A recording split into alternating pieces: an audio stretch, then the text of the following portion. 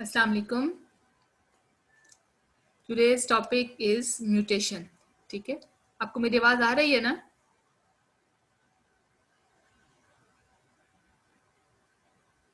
जी students, आपको मेरी आवाज आ रही है?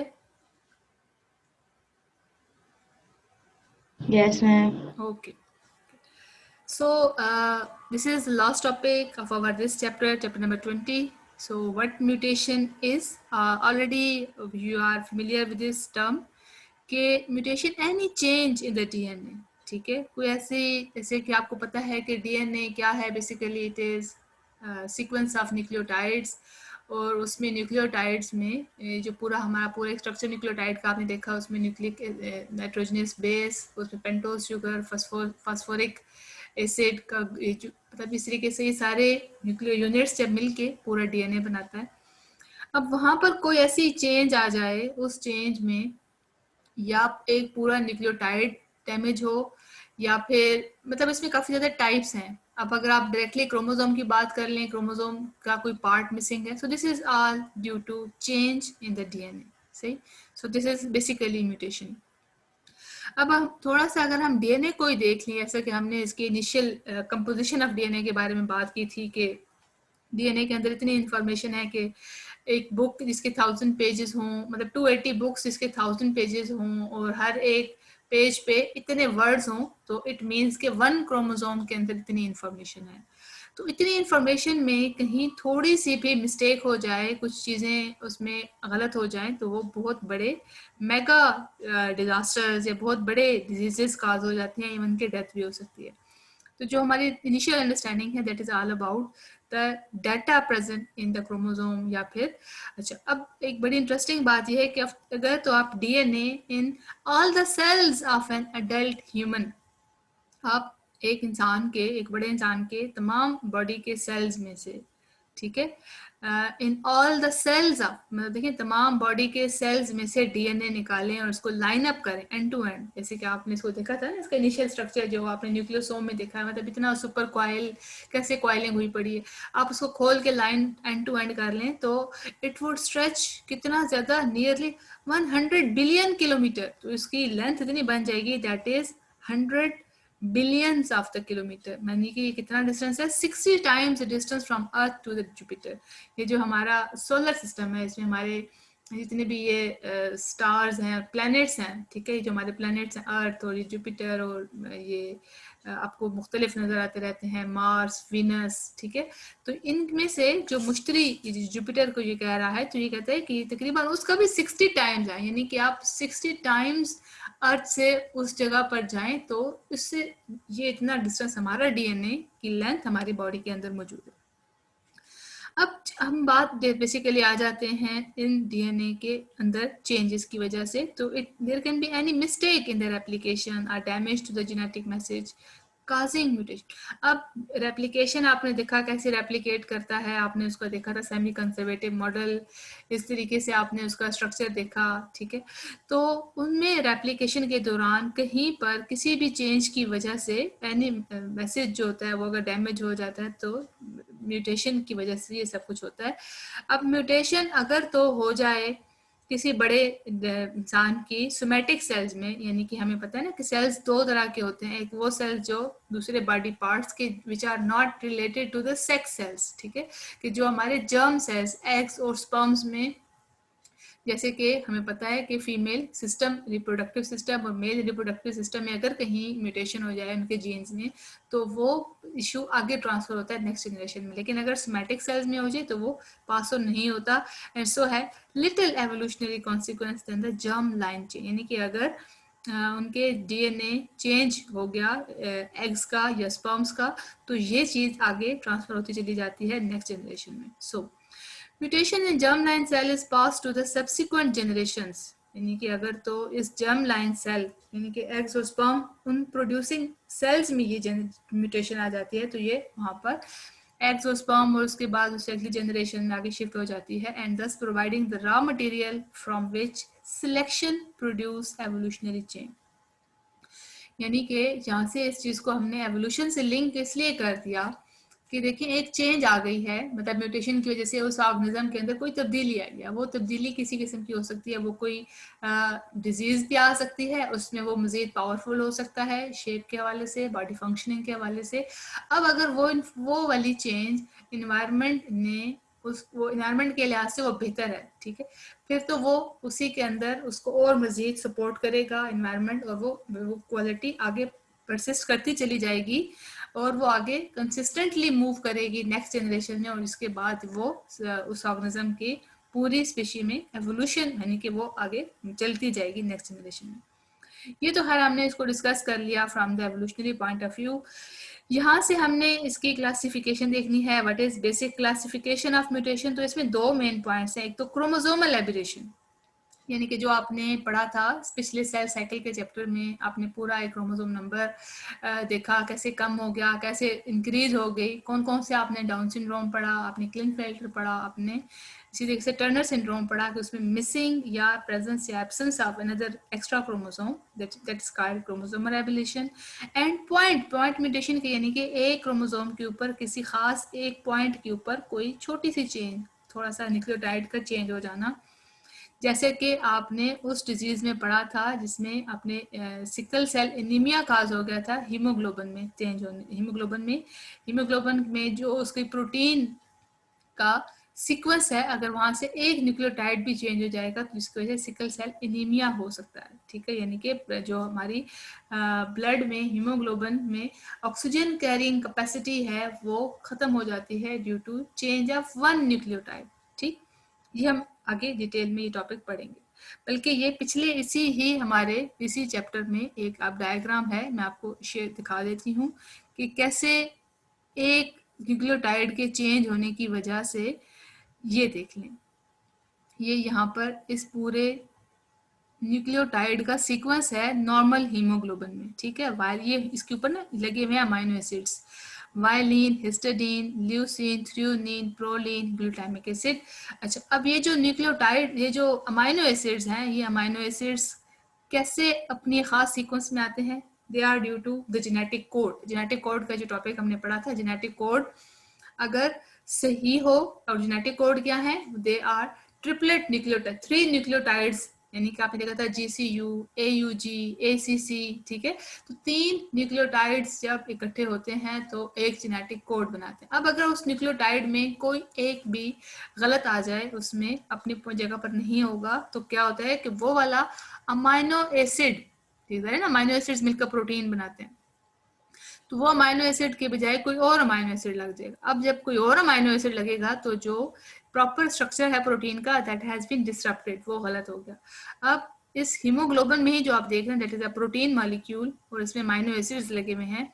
इस अमाइनो एसिड में जो तब्दीली आई है, that is basically due to, इसमें ये कहता है कि सिर्फ एक अमाइनो एसिड, ठीक है, इसमें क्या है कि for example the critical change leading to sickle cell disease is a mutation that replace a single thiamine with the adenine, यानी कि जहां थायमिन होना चाहिए था वहां एडनिन आ गया, ठीक है, जिसकी वजह से जहां ग्लूटामिक एसिड आना चाहिए था अमाइनो एसिड, वहां पर आ गया ग्लूटामिक एसिड के बजाय वायलिन आ गया, ठीक है, converting the position to valine. तो ये चेंज की वजह से पूरी डिजीज काज हो गई सिकल सेल एनीमिया, यानी कि ये जो इसकी ऑक्सीजन कैरिंग कैपेसिटी है वो काफी हद तक रिड्यूस हो गई। ये बात समझ आई है? जी तो बस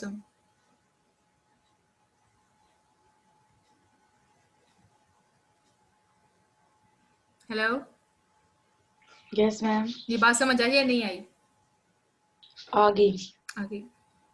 अच्छा, तो इस तरीके से हमने ये समझा कि कैसे न्यूक्लियोटाइड के चेंज होने से हमारा अमाइनो एसिड बदल जाता है and it leads to serious disastrous diseases. अच्छा, क्रोमोसोमल एबरेशंस के बारे में इसकी क्या डेफिनेशन है? Are the mega changes which involve, क्या है, प्रेजेंस और the absence of extra chromosome or the loss of chromosome from the triplet number of chromosome, ठीक है, are the changes like deletion, insertion, inversion in the parts of chromosome. ये जो आपने इसके पढ़े थे, डाउन सिंड्रोम आपने पढ़ा है, क्लिनफिल्टर सिंड्रोम, इसी से टर्नर सिंड्रोम, इसमें एक पूरा क्रोमोसोम नंबर एब्सेंट है। यहाँ से बात आ गई पॉइंट म्यूटेशन की। ये बड़ा इंपॉर्टेंट टॉपिक है, इसमें अक्सर नोट आ जाता है कि डिफरेंशिएट बिटवीन क्रोमोसोमल एब्रेशन या डिफाइन क्रोमोसोमल एब्रेशन या what is point mutation, give its type. ठीक है, अच्छा, पॉइंट म्यूटेशन क्या है? These are the mutational changes which affect the message itself, producing alternation in the sequence of the DNA nucleotide. जैसे मैंने आपसे अभी पीछे आपको मैंने समझाया ना कि एक न्यूक्लियोटाइड के बदलने से थायमीन के बजाय जब एडेनिन लगा है, सिकल सेल एनीमिया के केस में, ठीक है, थायमीन के बजाय एडेनिन लगा है, तो इसके रिजल्ट में पूरी हमारा जो, अच्छा अब ये वही चीज यहाँ पर डिस्कस हुई पड़ी है, ठीक है, थायमीन के बजाय एडेनिन लगने से ग्लूटामिक एसिड के बजाय वायलिन लग गया।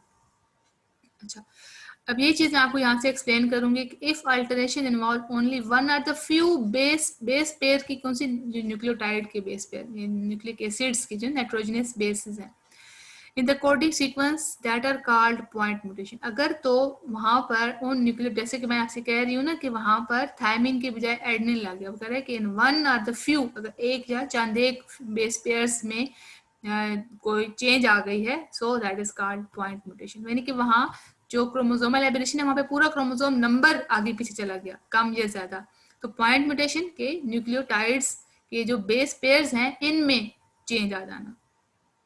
अच्छा, फिर कहते हैं while some point mutation occur due to spontaneous pairing errors that occur during DNA replication, कुछ जो है मिस्टेक्स हो जाती हैं ड्यू टू पेयरिंग, यानी कि जैसे आपको पता है ना कि G और C पेयर करते हैं, इसी के साथ थायमीन और एडेनिन के आपने सामने बॉन्डिंग होती है, तो उसमें मिस्टेक की वजह से म्यूटेशन हो सकती है। कुछ म्यूटेशन हो सकती है by mutagen, other results from the damage to the DNA caused by mutagen. Mutagen यानी कि वो ऐसी चीज कि जो म्यूटेशन काज करे, दैट इज कॉल्ड म्यूटेजन। इसमें क्या क्या चीजें आ जाती हैं? इसमें रेडिएशन और केमिकल, यानी कि जो एक्सरे या दूसरी हार्मफुल किस्म की रेडिएशन होती हैं, शुआएं होती हैं, ये म्यूटेशन काज करती हैं, या फिर सम टाइम स्पेसिफिक केमिकल्स, खासतौर पर खास केमिकल्स होते हैं, वो केमिकल्स जैसे ही लिविंग ऑर्गेनिजम्स को दिए जाते हैं तो उनके अंदर खास म्यूटेशनल चेंजेस आ जाती हैं। अच्छा, अब ये कहता है कि ये जो हम बात कर रहे हैं केमिकल्स की, तो ये आजकल के दौर में बड़ी इंपॉर्टेंट है, बिकॉज जो हमारी मॉडर्न इंडस्ट्रियल सोसाइटीज़ हैं, हमारी इंडस्ट्रीज केमिकल्स रिलीज कर देती हैं हमारे वाटर्स में, ऑफन में release chemical mutagens into the environment, यानी कि ऐसी केमिकल्स के दैट कैन काज म्यूटेशन, ये हमारे एनवायरनमेंट में, हमारे हवा में, हमारे पानी में आ जाती हैं, तो जिसकी वजह से ये बड़े प्रॉब्लम काज होते हैं। अच्छा, अब ये यहीं पर डिस्कस कर रहा है सिकल सेल एनीमिया और फिनाइल कीटोनूरिया, ठीक है, are the well known examples of point mutation. ये दोनों एग्जांपल बड़ी इंटरेस्टिंग है। आपने सिकल सेल एनीमिया ऊपर देखा, इसी बुक में, इसी चैप्टर में ही है, तो वो बेसिकली जो टॉपिक था वो हमने नहीं स्टडी किया क्योंकि that was not included in the smart syllabus, लेकिन चूंकि यहाँ पर उसी की ही बेसिकली डिटेल है, इसलिए हमने उसको डायग्राम को आपने देख लिया।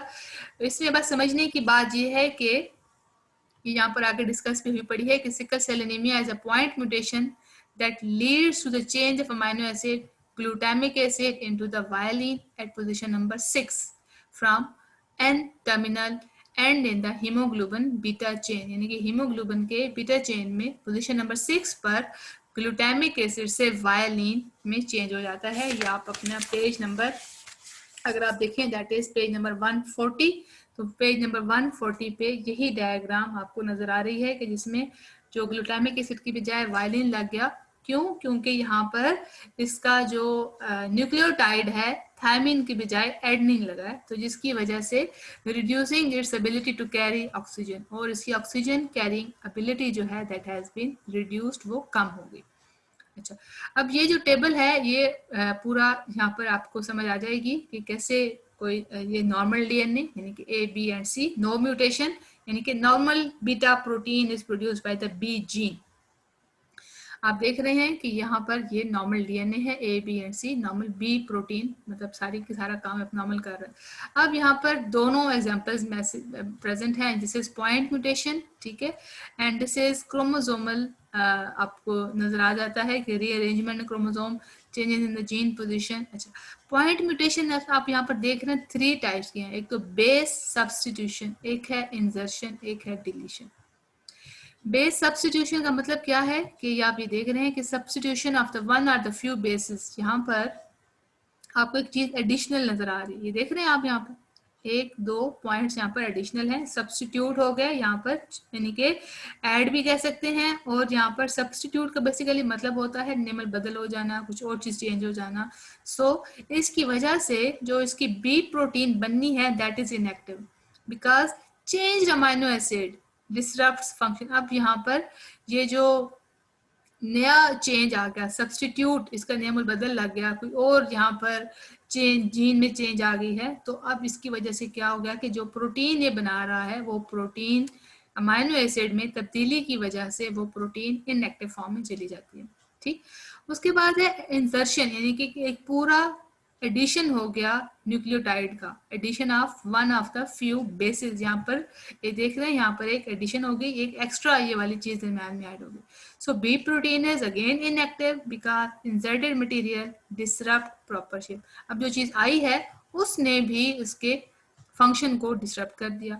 फिर उसके बाद लॉस ऑफ द वन और फ्यू बेसिस। अब देखें यहाँ से बी का जो रीजन है, यहाँ से फ्यू बेस, बेस कौन से, वही वाले न्यूक्लियोटाइड जो nitrogenous bases adenine guanine cytosine thymine, जहाँ से अगर डिलीट होते हैं तो भी बी प्रोटीन, यानी कि इस पूरे जीन के रिजल्ट क्या है, that is it is making B protein. अब भी यहाँ पर बी प्रोटीन इनएक्टिव होगी, क्यों, क्योंकि portion of the protein is missing, क्योंकि यहाँ से जो ये जीन था या यहाँ पर जो न्यूक्लियोटाइड्स थे और न्यूक्लियोटाइड्स मिलकर जो अमाइनो एसिड्स बना रहे थे और अमाइनो एसिड्स मिलकर प्रोटीन बना रहे थे, तो वो प्रोटीन अब नहीं बन रही।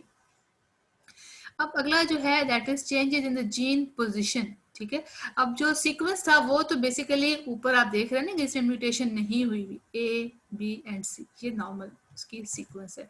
अगर यही सीक्वेंस बदल जाए, ए सी बी बन जाए, तो भी क्या होगा, बी जीन और बी प्रोटीन में be regulated differentially because of change in the gene position. अब जीन्स की तब्दीली की वजह से इसमें भी जो प्रोटीन, ये जो बी जीन है या जो बी प्रोटीन है वो मतलब प्रॉपरली नहीं होगी, बल्कि चेंज फॉर्म में होगी। फिर इसके बाद क्रोमोसोमल रीअरेंजमेंट, आप ये देख रहे हैं, ये यहाँ से बी का पार्ट यहाँ से सेपरेट हो गया, उसे अलग आर्म बन गया।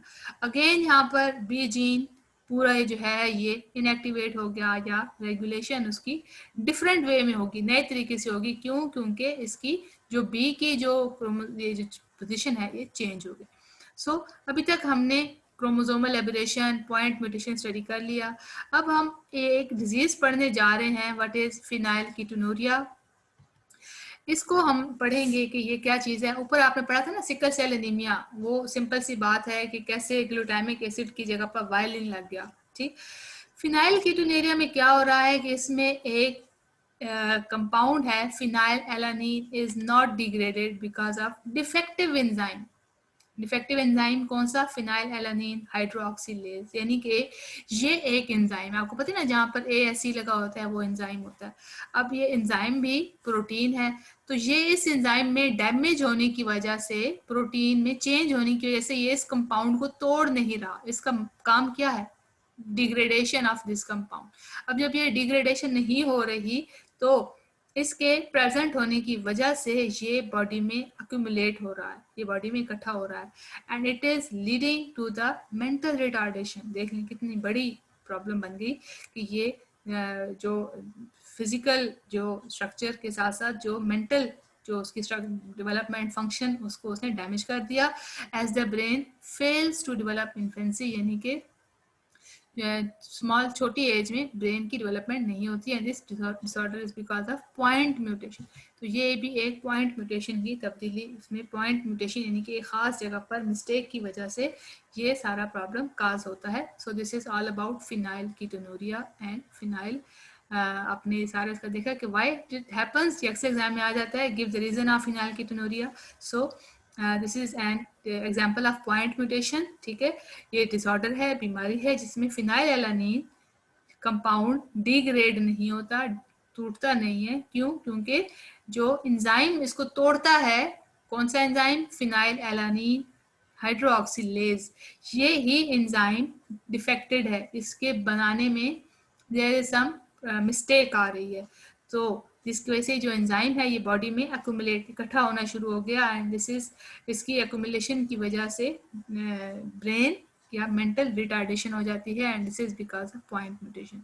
सो this is all about the topic mutation. ठीक है, आपको समझ आ गया है सारा टॉपिक?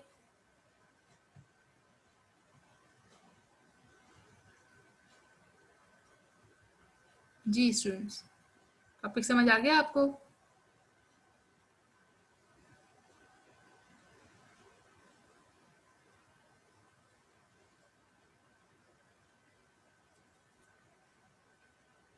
ठीक है, हम इंशाल्लाह नेक्स्ट चैप्टर स्टार्ट करेंगे विद दिस एक्सरसाइज टुमारो इंशाल्लाह। ठीक है, अपना ख्याल रखिएगा। अल्लाह हाफिज़।